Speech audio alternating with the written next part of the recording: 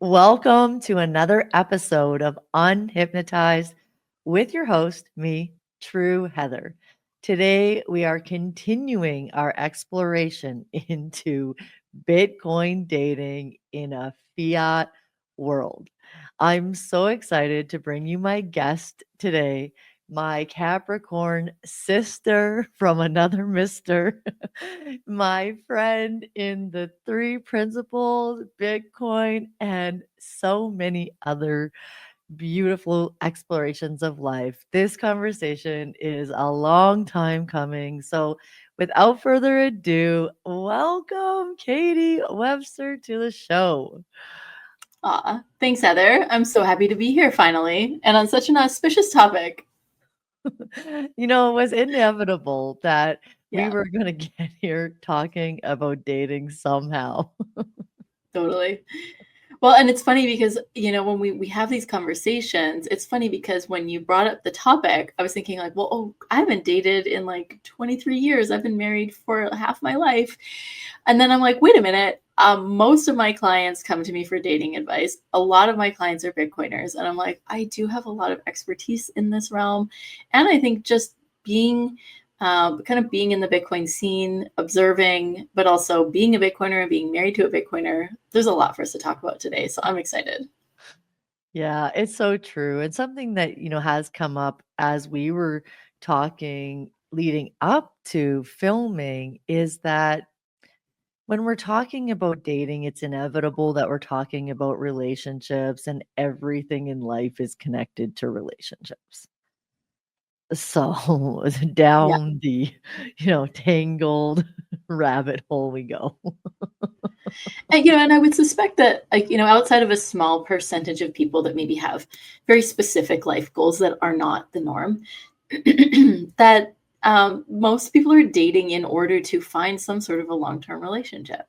And, I obviously don't want to make that assumption for everyone, but often the idea is, okay, let's go to the marketplace. Let's try out a number of candidates until we find one that we really like that we can couple with. And perhaps that leads to marriage, children, other things. But that generally tends to be the trajectory of dating, is that it is that you are out there sort of looking for someone to settle down with. And something that's kinda crazy is, like, you actually have to date to then have a family. Like Totally. Unless you're Elon Musk. yeah. Yeah. I was thinking about that the other day, like, "Oh, right, like, that's literally the doorway that you have to go through Mhm. to create a family." And, last night I was at the YYC Bitcoin meetup, and we had a social at the Derrick where we had that after party. Oh, nice. It Yeah. was such a nice vibe, and, like, maybe it's just me because I'm having this conversation a lot, but everyone had something, like a pain point about dating or, like, really strong opinions about dating, especially in the world today, and it all came with, like, kinda what's wrong with the world and dating today, and, Yeah. maybe that does tend to be, like, a Bitcoiner perspective in a sense, like, you saw my episode with Seb and how I was like, "Okay, that's pretty dark," even though Yeah. it's like we're speaking to maybe what's not working or what fiat has caused, so why don't we start there and just I'd love to hear your thoughts about, like, is it all doom? Well, I really don't think so. I think one of the most natural things in the entire existence of human beings is coupling. Like, we're literally hardwired for it. And I know that we are going through a renaissance of sorts in the world today, and there's a lot of power structures and basically just ways of living, I think, that are becoming really obvious to people that they just aren't working well. And so we are, I think, looking to the past to say, okay, well, how was it done before, in a way that worked, that maybe we threw the baby out with the bathwater? But also, how are we going to do things differently now? And how do we sort of get everyone on board to like realize, okay, the way we've been doing it isn't working, and the way we want to do it is still kind of uncharted. But we've got some nods to the past of, what sort of worked for human beings for millennia that maybe we can look to. But as we were preparing for this conversation, I think there's so many directions that this can go in right now, because I mean, there's just so many things inherently wrong with the conditioning. I think, and we talked sort of about conditioning and how that's not necessarily positive or negative, but we have just been so culturally conditioned to think that dating and coupling has to sort of be done a certain way, or we've been given these avenues such as dating apps or different ways of connecting that maybe our parents, or even for me when I met my husband, it was like pre-apps, like almost pre-cell phones. I'm gonna make myself sound like a dinosaur, but like but like we weren't like mass ingesting like options through our smartphones, and we weren't sending massive amounts of message. Like it would, if you were like chatting with 6 different guys at once, you'd be like going on your phone, you had to hit like one button 4 times to get 3 different letters, like it's just like it wouldn't have worked. 9. And so right, and so this technological place that we found ourselves has made, I think, dating almost too accessible. Like it's made this variety of mates. It's made like it's gamified sort of this thing that's so innately human. It's just to like meet another person, to connect, to see where that's going to go, And I think, and this addiction that we have to dopamine, and there's just so many things that are sort of like stacked up against people in the dating world. But I love that people are getting kind of annoyed and angry, because that seems to be the first step before change happens. So I kind of like, as much as I feel for people that are dating right now, I kind of love that you're feeling this sentiment as you're out in the world, sort of, being an anthropologist about Bitcoin and dating, and noticing this uprising in people. Yeah, being fed up is a wonderful catalyst for change. Like, Absolutely. nothing Yeah, like a fed up person to make changes. totally. Something that's just been already a common thread throughout this conversation of Bitcoin dating is the low time and high time preference. And when we start to Mhm. look at, changing the way we approach time, changing the way we approach the future, changing the way we're looking at what we're spending our time and energy on. I'm sure we could dive into this from a variety of different angles, but just pick one and we'll ride it. Yeah, for sure. Well, I've actually really been noticing around time preference, that one of the things that I've been thinking about a lot this week is how a relationship, when we get into a long-term relationship, that's probably one of the biggest financial investments we'll ever make in our life. Mm.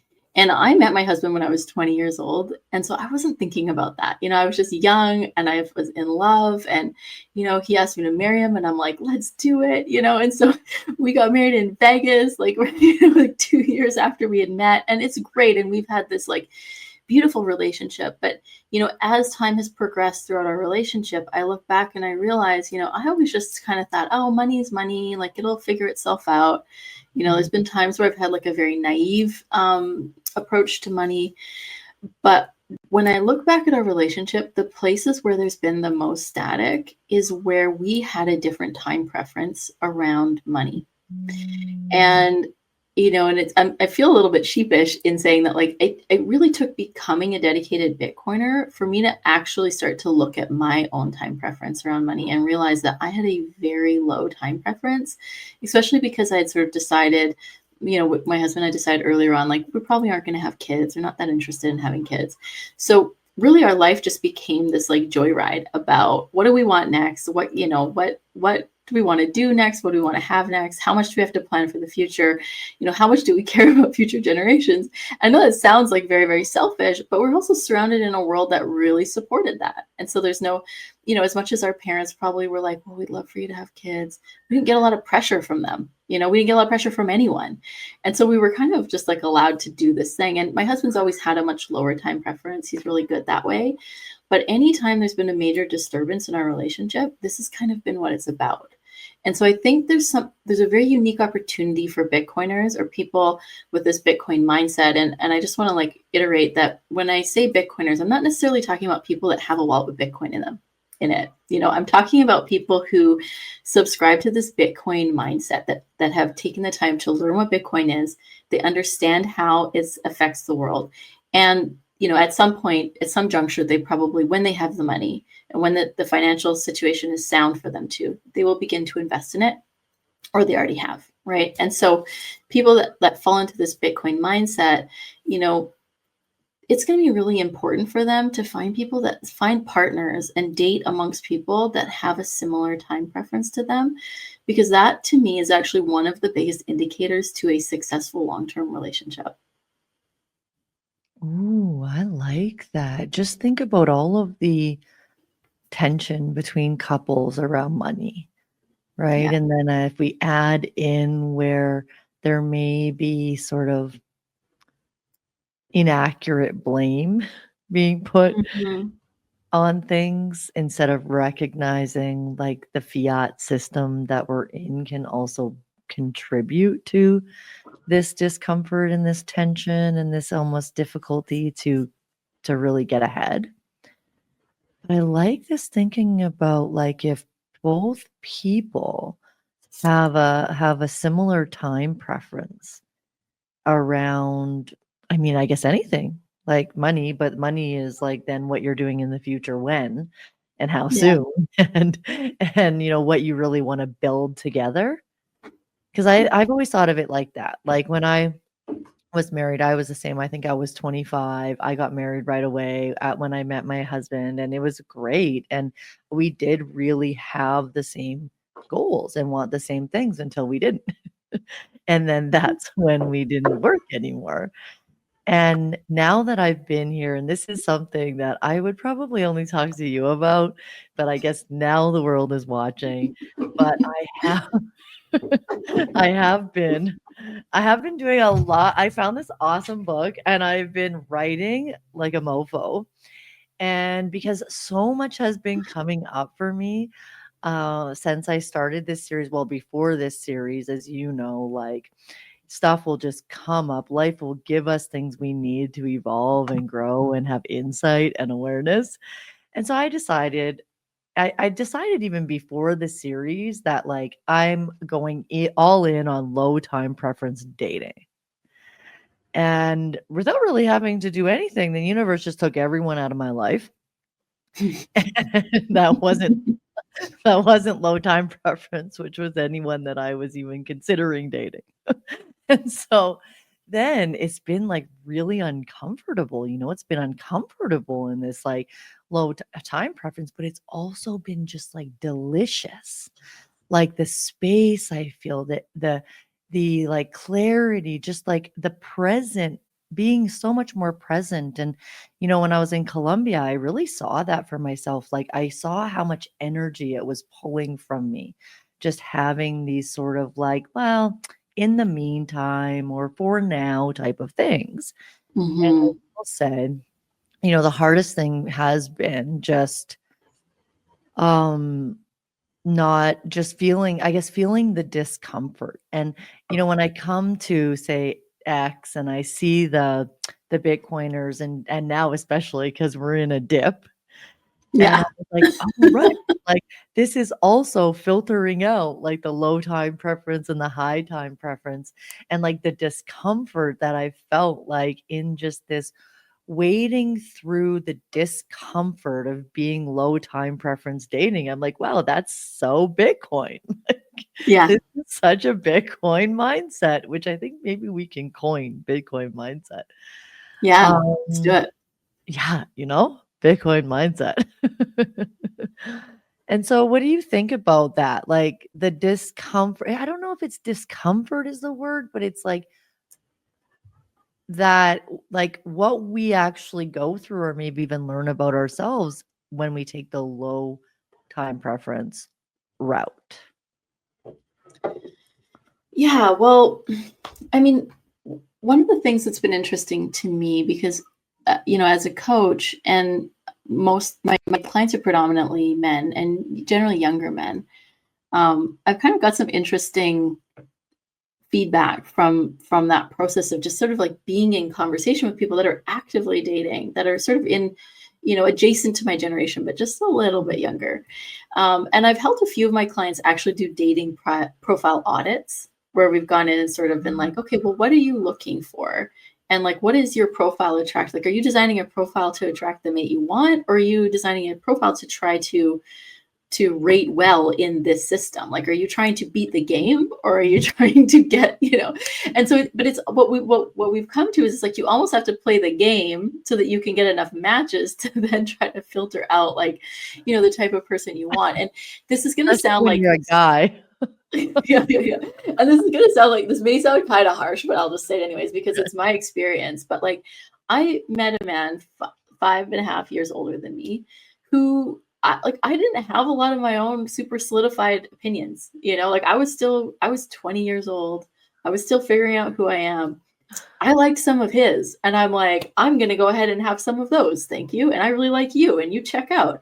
And so like, there is, and I know we've talked about this with other guests, but sometimes there is this opportunity too, like, if you do have, like, for him having a lower time preference, like, and me being young, is easier for me to sort of learn some of those things from him, as opposed to the more time that maybe, because he was the first real boyfriend that I kind of had, that I ended up falling in love and getting married, so I didn't have a lot of time either to like date a whole bunch and then create a whole bunch of ideas about men and dating in the world. So, but one of the other things, and I wanted to tell this story because I really love this. I have a client and he gave me permission to tell this story. Okay, He's awesome. in his early 20s, very successful, and like super charismatic, a really beautiful person inside and out. Dating comes really easy to him.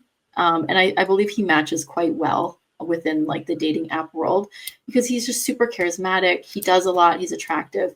And so he's going through his life, but he's also very much like a Bitcoiner at heart. He has these deeper values, he knows what he wants, but he just keeps getting sort of like, and we talked about this once before, Heather, and I really love this, is I have this sort of theory that we can fall in love with just about anybody. Like, not saying that that's necessarily healthy or that we should, but I think as humans, we have this capacity. We're so hardwired for coupling. We're so hardwired for intimacy and connection and relationship that, provided that the thinking is clear and the circumstances are right, like there's this ability to couple with almost anyone. So I had this client and he very much like embodies that, like he will find the best in any girl he dates. He'll bring it out of them. They'll feel really special. Like, it's really kind of a beautiful wonder watching him work in the world.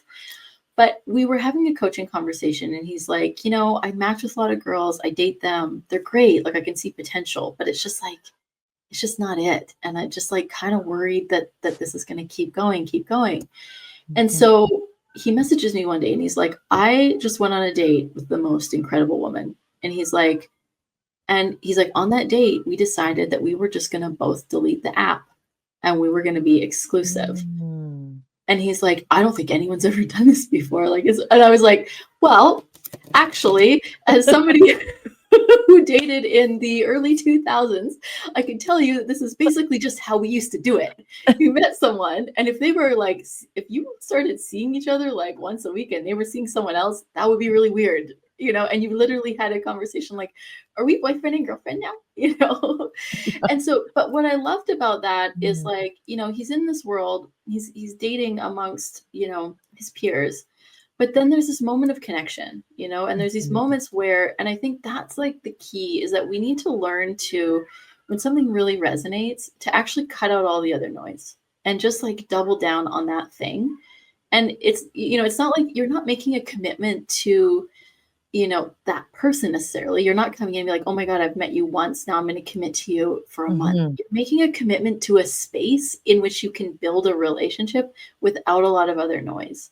And I think we just live in a really, really noisy atmosphere, and there's like, and it seems really actually quite dangerous to turn down the other noise because we feel like, oh no, we're like muting out other options. But there's something really cool about, and as 3 principles practitioners, I think we know that sometimes more static, more noise, more thinking doesn't actually equal better outcomes.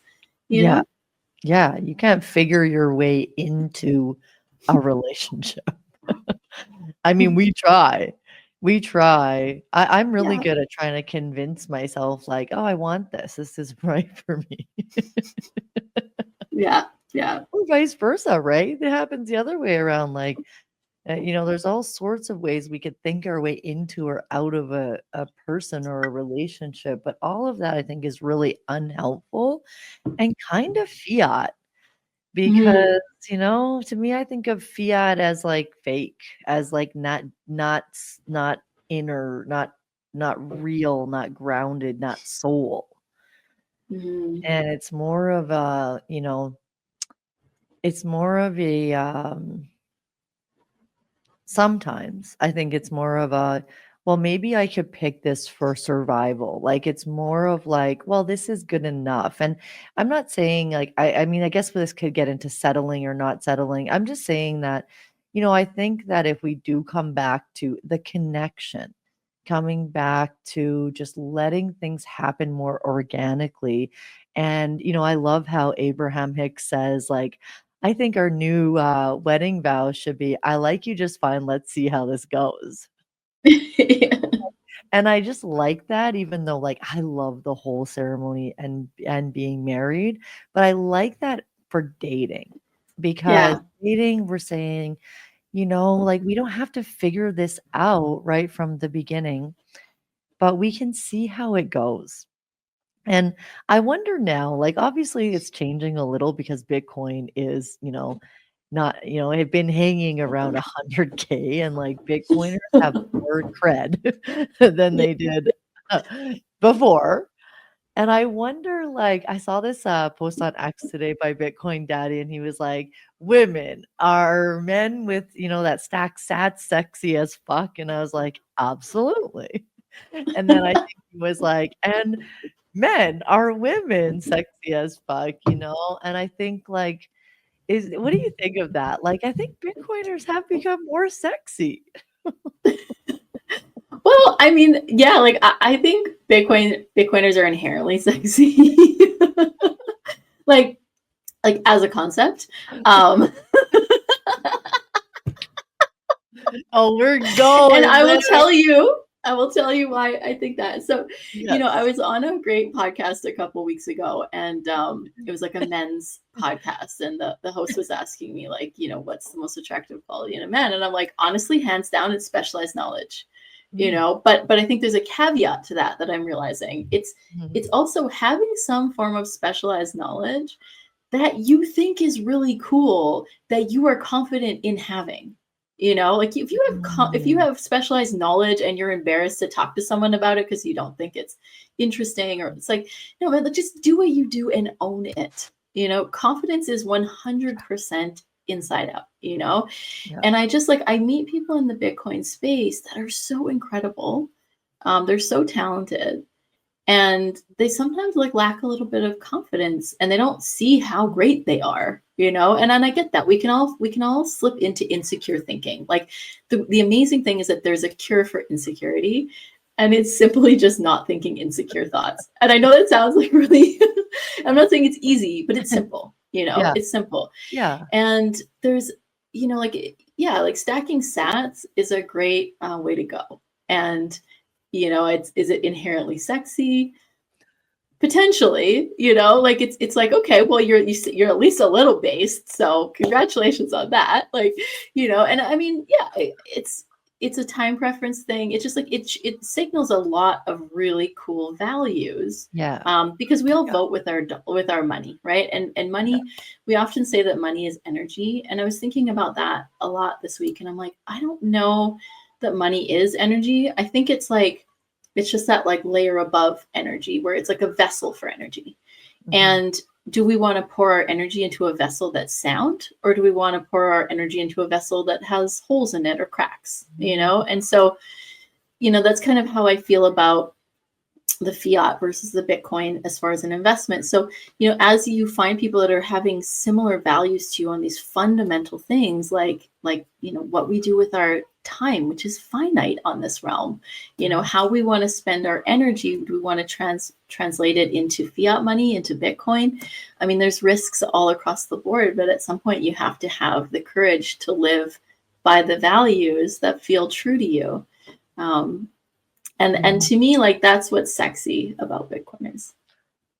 That's so sexy. I mean, I think of it as like if you have specialized knowledge that like you said, you're just so embodied. Like you are just embodied in that knowledge because you're Mhm. passionate, or even better, it's like connected to, a purpose driven, like wanting to make change in the world. Like to me, that's super sexy. Like you're just purposeful and inspired. And that's what I know we've loved about being more and more and more in the Bitcoin space is like so many people are like us, like so many like creatives and artists and like beings that are really wanting to experience, as you would say, the aliveness of Yeah. life. And I think that that's sexy. I think like being alive, where is even though we can look at like, yeah, there's a bunch of stuff that isn't great about the world, but then we've got this community and this opportunity to engage with people that are truly excited to be alive and create things and make things and show up. And, sometimes when I'm having these conversations, sometimes people are like, Heather, like, I think you've got a little bit of a pipe dream about Bitcoiners because some of them are just these toxic maxis. Oh, And like, obviously, we're generalizing, but I think everyone can agree that's like, at least understands the ethos of Bitcoin and like what Bitcoin has the potential to continue to create, yeah. that, Bitcoiners are visionaries. Like they're seeing something, um, kind of a lot of times before others. And to me, that's really attractive. And it's also hard.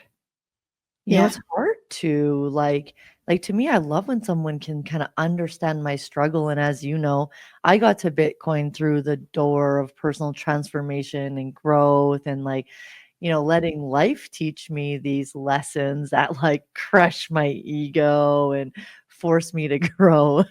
I mean, definitely I take the call, but I think just Bitcoin is such a fun way to just let life,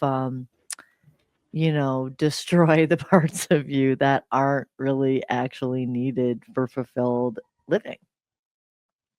Totally. Well, and as you were saying that, I sometimes think about how, you know, being invested in Bitcoin means that you might be planting a seed for a tree that even your children or your grandchildren don't get to enjoy the shade of. Like this could be something that this could be the start of something that carries on for a very long time. It's an innovation of a lifetime and potentially of a number of generations, and that's so exciting because it has the potential for so much good, and as you were saying, like, the problems of the world, I've just been thinking a lot about how what we think the world is such a myth, like it's such an accumulation of our thinking about what's going on. And the closer we get to our to our ourselves and in the tangible, the more we can, I think the more change we can actually create. And a lot of Bitcoiners, you'll hear them talk about, like, we've got to solve the problems at home. We've got to solve the problems of our communities and our families before we can go out and solve the problems of the world. And I really love that approach because I don't see it as not looking at the problems of the world or being an ostrich and putting your head in the sand. But it's like until we get things solid amongst ourselves, it's a lot more challenging to be able to go and sort of try to solve this moving target of a problem. And to me, that's sort of what the growth of Bitcoin really points to. Is like, okay, well, we're adopting the values that are necessary to really create strong communities, create strong bonds and friendships amongst people with shared specialized knowledge and interests, but also for this eye on, yeah, the state of the world might be as it is now, but what are we looking to want to create into the future, without ignoring the glaring problems right in front of us. But if we spend too much time trying to triage what's happening now, and when we zoom out, like everything that's really crazy that's happening in the world right now has happened to some degree in the past before. It just hasn't happened with us in it and our emotions entangled in it. So I find, like, it's just kind of a great reframe sometimes too, right? And we're kind of like straying from the topic of dating, so we can get back to it. But it's interesting because just this whole conversation, like it all comes down to being yourself. Like Bitcoin is one of the spaces where I feel like I can be most myself.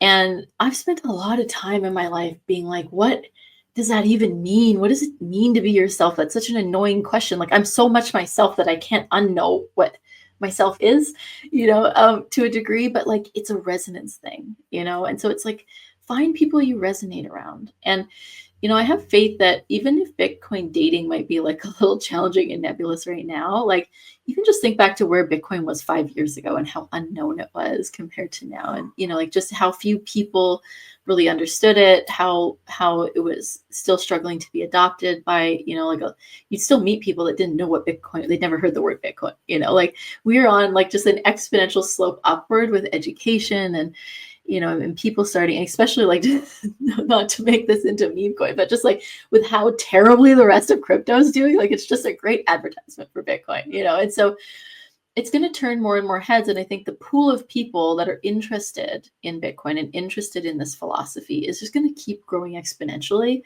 And so like whatever pain points there might be around there, maybe not being enough selection in the, in the dating pool, I think will start to subside.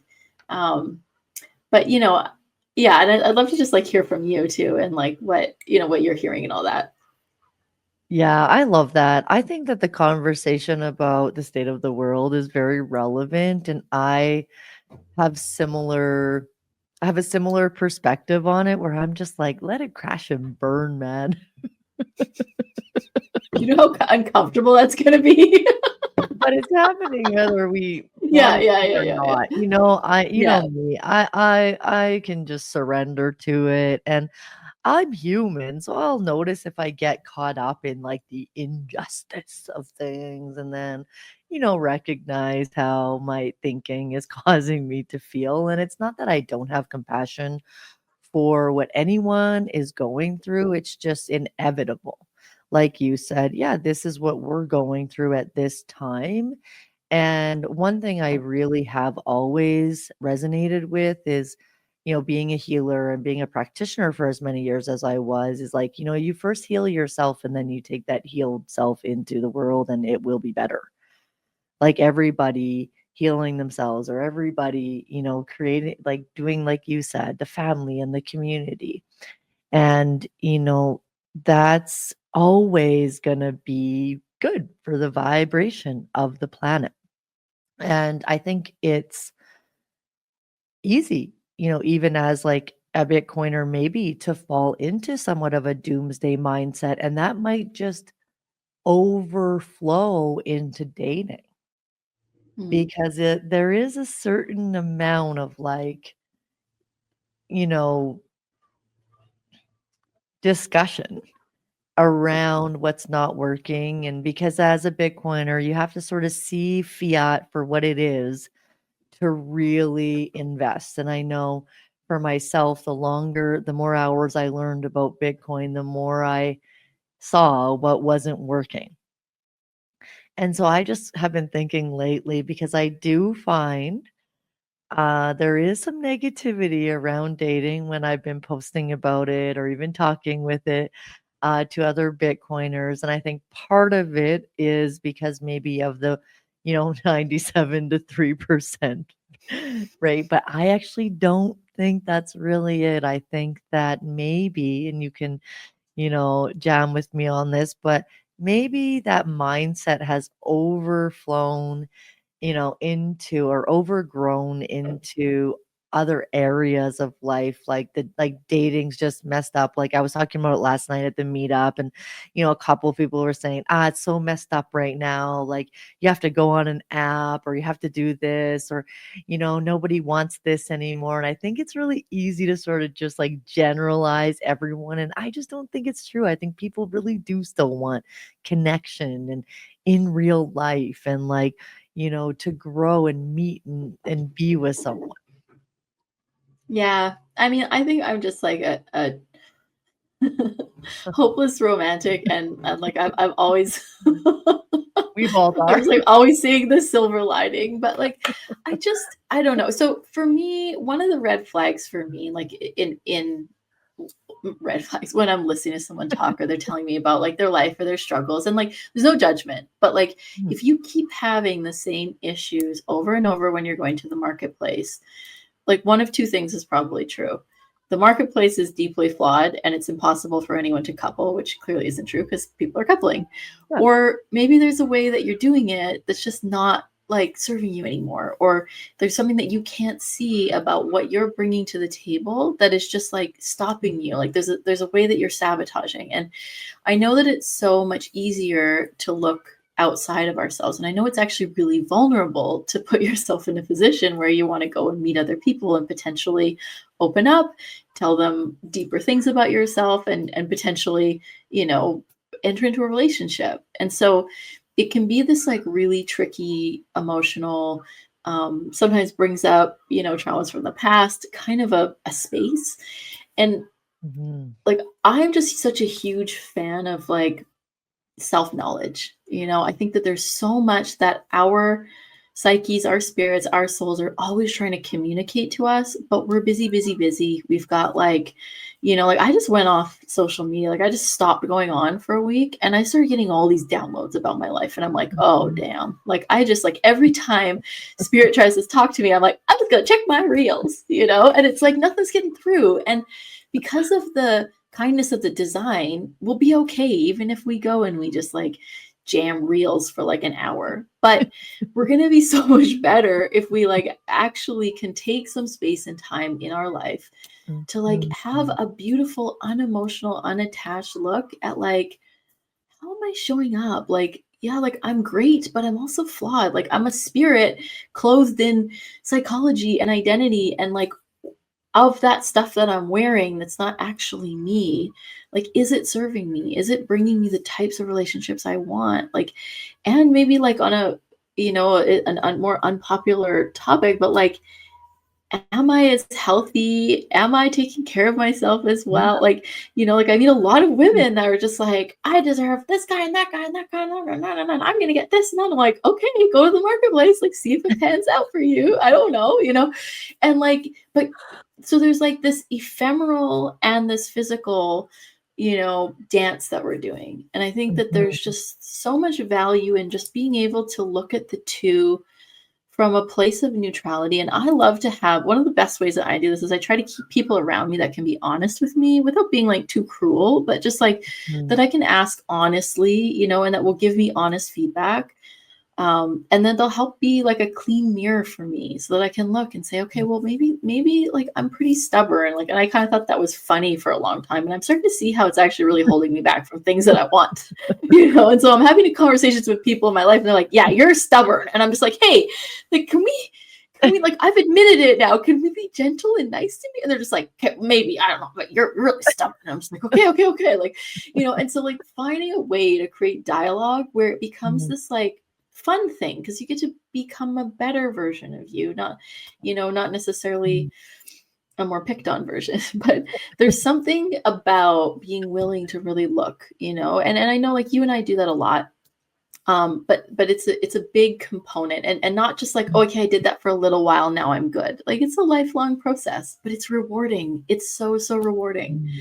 because once you see something that you've been doing that's been holding you back from what you want and how you want to show up in the world, you can't unsee it and you stop wanting to do it. Like, even if it's a little uncomfortable at first, once you see it, you can't unsee it, you know? So it's really cool. And I think like a lot of people maybe with like the psychic insanity that exists around dating and these apps, which I just like, again, I don't know a lot about them. I don't want to judge them because I haven't used them, but I just think they're awful.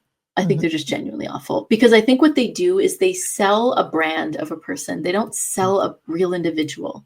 You know, Mhm. they sell like a social media profile where you're curating yourself in a certain way.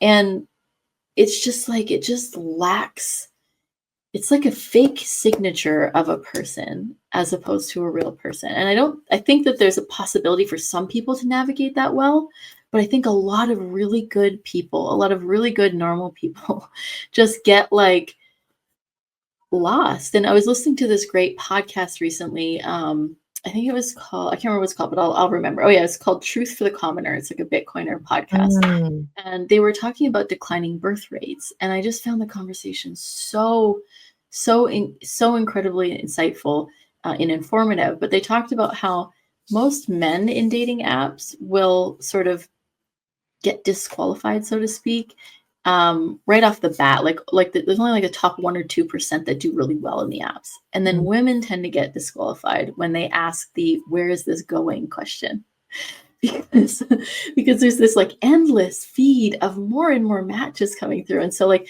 the minute a woman wants to sort of like bring it up to like a slightly more serious place, it's like, okay, well, canceled. Let's go back to let's just go back to the pool and find someone else that's willing to play this game, right? And this might be one of the biggest tricks that society has managed to play on women, because unlike men, we have a window for when we can reproduce, and that's just biological, and some people can like, I don't even know if you can extend that by living a healthy life. Like it might just be a biological clock that once it goes off, it goes off. Like I know I sometimes think you that can be can triggered. extend it. I think you can Yeah. extend it by living a healthy life, but it still closes. It's And still a stress, right? window that closes. Yeah. And so like it's worth sort of like begging the question, like if we're not getting to know ourselves super well, like Mm. if we like, what are the conditions that the environment has put on us that we're maybe not even really aware of, that we're like under the spell of? But like, how quickly can we remove those, get to know who we are, and then be able to actually show up authentically to whatever marketplace we're showing up to, like really knowing what we want? Because Yeah. I'm not saying that like getting married or having kids is for Yeah. everybody either, right? Like, let's Yeah. not I assume that. mean, I think that there's a lot there, in what you were saying, because on one hand, I do think dating apps can just be like divine. Like you feel to go on there and you make that connection and it's perfect sometimes, honestly. It's really fun. It's just that again, if we're going on there instead of like, it's kind of like if you're at home and you have like a craving for like fried food and you go and skip the dishes and you're looking for fried food and then, you either order it to your door or you decide to just like go to bed. It's kind of like it depends Is on that the dating? Is that what dating is now? yeah, like it's kind of the intention. Ordering from a menu of bad Yes, food. yeah. Okay, I'm Well, gonna not quote you on I'm that not actually. saying that, but I'm saying intention because there's a Yeah. very different intention going on. And, like you said, being a bit more clear about what you're looking for or what you really are putting out there. And then, like I'm saying, sometimes you just have a craving and you're like, oh, okay, this one's like 5 minutes away. And, you have that opportunity to make that decision. Like, am I going to indulge in this like fast food that I don't really need, but Yeah. Yeah. maybe? And I'm not saying that's always what it is, but that's available, Yeah. and like you said something earlier before we started filming that I really liked, which is like we've just taken off any like shame around low time preference. And while I'm not or around sorry shame around high time preference, and while I'm not a fan of shame in general because I feel like it holds people back from just doing what they need to do to love themselves, I do think because it's just like ordering fast food to your door has become really acceptable to binge or have a craving and satisfy it. I mean, this happens in dating. Yes. And if someone is judging their potential for a partner based on like fast food dating, it's Mm-hmm. not gonna be like a very good reality of maybe what's possible outside of that model and outside of that, fiat way of choosing to connect with someone. Yeah. Like, Yeah. and then something else that you said that I really liked was, of this well, first of all, I like that you call it the marketplace. I think that's Oh yeah, I'm like, it's Facebook Marketplace for sex, I'm pretty sure, as far as I can tell. And again, like, like, excuse me, because I'm not a dater and I've been married forever. But like, yeah, I get it. I'm being silly, but no, like, I love it's it. I love it because, like, potentially, I mean, like it's like, especially even if it's not online, it's like essentially somewhat of a marketplace, but it's also something that I've been thinking about in low tide preference dating. So not using any app, which has never been my thing. Like I've never spent much time doing that. But what I started thinking about is, well, will the person just come to my door? Because I don't really leave my house very much. And then I also started thinking about, like, it's not really fun to go out and look for it. Well, and I'm a Capricorn, so you know me, I'm more like if it doesn't come for me, I'm probably not gonna get it. But at the same time, I'm also like, well, but if I put myself in places or potential um locations where somebody with similar values, like if we were having this conversation on X, someone would say, "Oh yeah, like, I found my wife at church," or "I found my partner doing this," right? And then when I asked a couple of guys last night this, they were like, "Yeah, basically that's my whole problem is like everywhere I am, no one that is there is my type or I'm interested in." So I know that then we could get into like Bitcoin conferences and, going where the Bitcoiners are, but I don't think that's necessarily, I'm not saying that. I'm just saying, like, do you think that there's value for people because, especially if we're kind of more introverted or more isolated, to, go through that discomfort in a sense and just like put themselves out there more to be in an environment potentially where they could meet someone with aligned visions or values or desires? Yeah, I mean, absolutely. And like obviously there's sort of this adage that like we should all get out of our comfort zone and like yeah, maybe or maybe just like make your comfort zone bigger by doing more things, like Like, doesn't have to be super awful and scary, but like I don't mhm, know, like I always use this example of like, I'm a dancer, so I started observing people in the dance scene and I would notice that like a lot of guys in tech would come to like salsa dance classes. mm, And I'm like, you guys are brilliant, right? Because like often they'd be guys who like just at a quick glance, probably wouldn't rate that well on a dating app, but like really nice guys, not unattractive, but just like not the top 5%, yeah, and they could come to a dance class, they could have like, and it's really interesting because I've been reading the book Models by Mark Manson.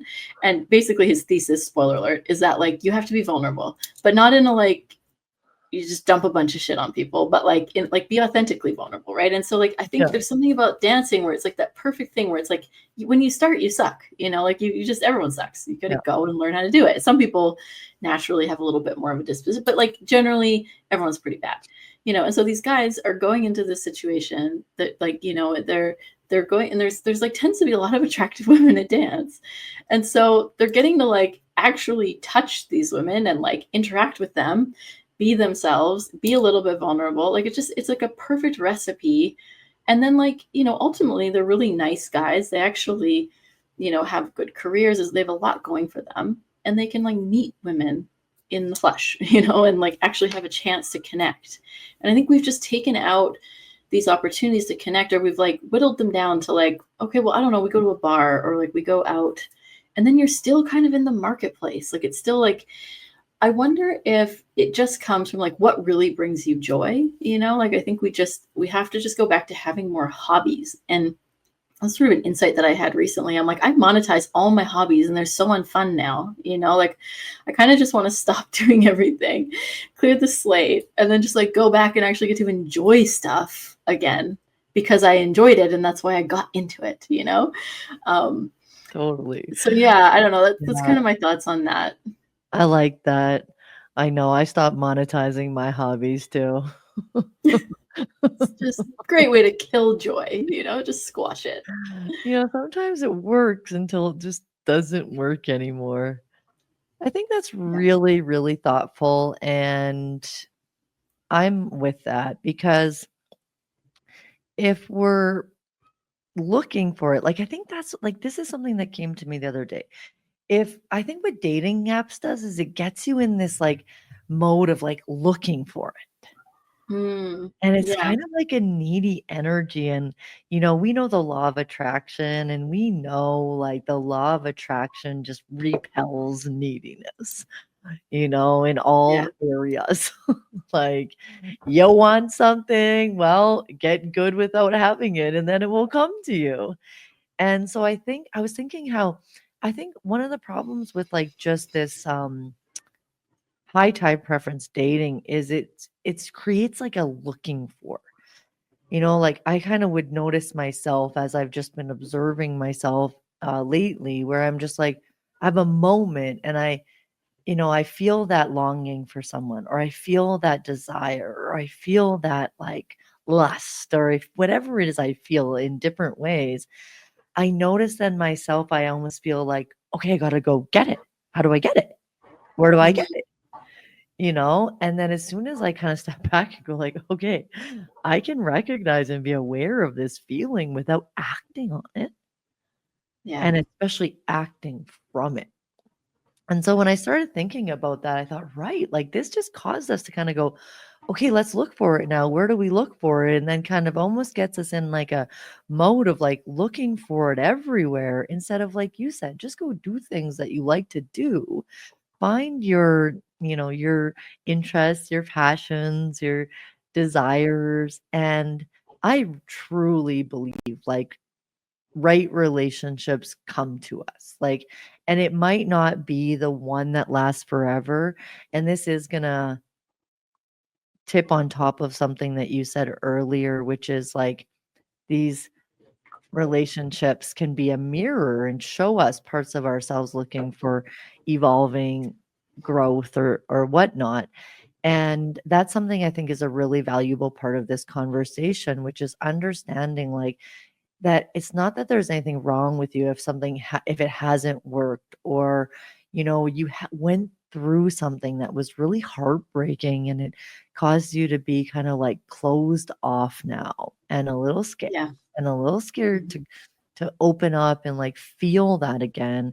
And I think it's really valuable to just have that self-compassion, but also like the knowing that it's not that you did something wrong. Or I know a lot of people have been messaging me or responding on X and just feeling kind of like, a bad track record or hasn't worked out so far. But I actually see each person that's been in my life in an intimate way or in a really connected way, even if it didn't work out, and especially if it brought up something in me that was like really tender and Yeah. like really needing some like love and attention from myself, that it was worth it, first of all. But it also like got me to here, and then it also gave me all of this information, knowledge, wisdom that I bring into the next relationship. And I do think sometimes there is like a shame around like how many people you dated, or like if you somehow didn't find that one and now you haven't quite got there. And I guess this is probably nice coming from somebody that has been through just, being married and the ups and downs of that. But I mean, yeah, I think that you could really offer, any of our tender, loving heart, heart. I don't want to say broken, but like, people like, Battle worn. yeah, Yeah. that have been through the trenches. Well, I just, Heather, like hearing that, it just reminds me so much of how it's so easy to feel powerless in relationship because you can't like you can't force someone to have a relationship with you. Like, I mean, I guess there's a word for that, and it's really, really terrible thing Oh, that we don't. But like, like generally speaking, the idea is that when two people willingly enter, and so it can be yeah, one of the most frustrating things in the entire world when you just want to have a relationship and there's either what appears to be no suitable candidates in front of you, or just like it's just not happening for you in the way that you had envisioned it. And I think it's just such a great reminder to come back to this, like, the foundation of everything, which is just divine timing in my mind. Mhm. I have a relationship with spirituality, and because I'm a being that experiences varying levels of consciousness, I can slip in and out of remembering what that's all about. But for the most part, coming back to this foundation that I am being lived, and nothing is happening to me by accident, that I'm exactly where I'm meant to be for the evolution of my soul right now, not one step ahead and not one step behind, and so I think that frustration can sometimes wake us up to, maybe there's some sort of self-knowledge that's trying to reveal itself to us. Maybe there is something that life is trying to show us about what we can do differently, but sometimes it's just not the right time. And it's so frustrating. It can be so frustrating when you're in that, but there's something around that willingness to surrender, and that willingness to be like, okay, am I doing everything that I can do, that I know to do right now? Is life trying to lead me somewhere and I'm refusing to follow? If not, maybe I'm exactly where I'm meant to be. And like, maybe instead of being like, why can't I find this person that I feel like I need to complete me, maybe that's an opportunity to like go back inside. And another thing I want to bring up, and this has been especially poignant for me because I have been with the same person exclusively in a, monogamous relationship Yeah. for what's coming on 23 years. And so Wow. it has forced me to go, okay, well, what is relationship? What is something that is reserved just for my partner? But then what is like deep connection with other people that maybe it would seem Mm. on the outside that like, oh, well, that's too intimate to be with a friend, or is it, like what is Mhm. this level of like friend intimacy that I think we haven't tapped into in it, like enough. Like everyone, there's just this veil of sexuality that I think like clouds Mhm. our eyes sometimes, thinking like, well, I have to find this person that I can be so open with and share my life and share my heart, and then we have sex, and it's like, okay, well, what if you have that person, but you have a lot of people that you share your heart with, that you have deep conversations with, Mhm. like so often I think the thing that Mhm. we're craving, we just throw that all in the intimate relationship bucket, and we don't think to actually use the beautiful friendships around us that could be deepened so much more, to actually Yeah. get these things that we want, not necessarily need, but these things that we want, that we crave, I need because like, I don't know, like I don't want to sound like a no, prude, like sex is no, great, but it's like no, such a this is small good. portion of a deep relationship, like, Well, and and it's not like, well, we know one person can't just be everything to anyone, right? And that I love that you said that, because that's what's come to me in my low time preference dating, which is like I just realized like I have like these amazing women in my life that I can nurture these relationships and have deeper connections with, and that is like probably even going to last longer and is more fulfilling, and it doesn't, it doesn't have to just be this one thing or this one person. yeah, And I mean, this is, where we're gonna wrap it up right away. I think that this is a great first conversation of more conversations I know we're gonna have on the topic and other topics too once we get to learning Bitcoin in Vancouver on our yep. speaking tour and then to the Bitcoin rodeo. So, okay, what do we do? What do we leave this how do we leave this conversation, Katie? Maybe we leave, daters with a little bit of hope, or a little bit of Yeah, hope a is little like bit of Bitcoin is inspiration, all about hope, right? like, yeah, yeah, exactly. Mm, I mean, if I was going to go out on any particular note, um, it would just be like, notice if you are telling yourself that dating's hard. Notice if you're telling yourself that there's no good, suitable people. Like, there's billions of people on this earth, and mhm, you only need one other person to be in a relationship with, you know? And if that's just really not happening for you, double down on your other relationships. Like, relationship isn't picky, you know, like let yourself fill up from like get curious about, you know, where those things could come from, where those other portals could be.